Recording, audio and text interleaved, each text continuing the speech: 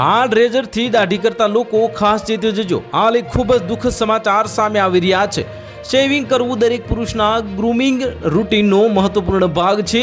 આ માટે મોટાભાગના લોકો વારંવાર સલૂન જવાની જગ્યાએ ઘરે જ શેવ કરવાનું પસંદ કરે છે. પરંતુ શું તમે ક્યારેય વિચાર્યું છે કે તમે જે રેઝરનો ઉપયોગ કરો છો તે તમારી ત્વચાને ગંભીર નુકસાન પહોંચાડી શકે છે? તો ચાલો જાણીએ ડર્મેટોલોજિસ્ટ કેમ આવું કરવાની ના કહે છે. આ મુદ્દાને લઈને ડર્મેટોલોજિસ્ટ અગ્નિકુમાર બોસે તેમના ઇન્સ્ટાગ્રામ હેન્ડલ પર એક વિડીયો શેર કર્યો છે.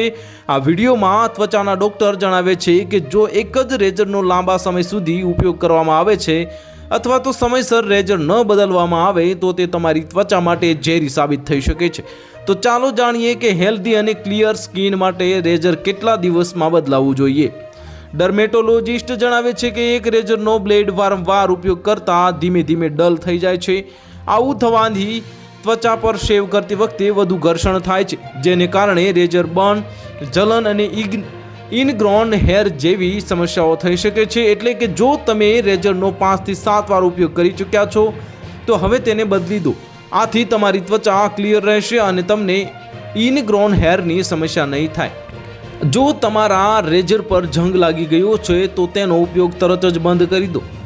સ્ટેડ બ્લેડથી કટ લાગવાથી ટેટનસ જેવી ગંભીર બીમારીનો ખતરો ઊભો થાય છે.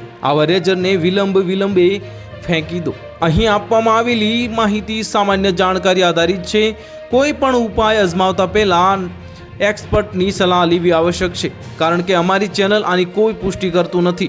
તો હાલ માટે આટલું જ. મળીશું નવી અપડેટ સાથે. જો તમને અમારા વિડીયો પસંદ આવતા હોય તો વિડીયોને લાઇક કરી દેજો, ચેનલને સબસ્ક્રાઇબ કરી બાજુમાં આવેલા બેલ આઇકનને દબાવી દો, જેથી તમને આવા સમાચારની અપડેટ મળતી રહે.